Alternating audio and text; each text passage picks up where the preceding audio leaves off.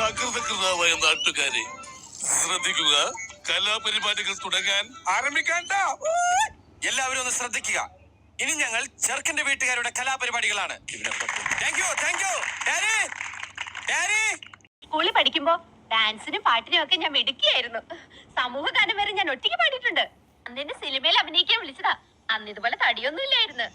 കണിയാരല്ലേ? അതെ. ഞങ്ങളൊന്ന് സമയം നോക്കാൻ വന്നാ. വരിക. നോക്കിക്കോളൂ. ഇവള് പറയാ ഞാൻ ഇപ്പോഴും ചെറുപ്പാണെന്ന്. സംഗതി നേരാണെങ്കിലും തുറന്നു പറയുന്നത് കേൾക്കാനൊരു സുഖം. எந்த ஒரு விஷயத்தையும் பிளான் பண்ணாம பண்ணா இப்படித்தான். பிளான் பண்ணி பண்ணணும். ஓகே.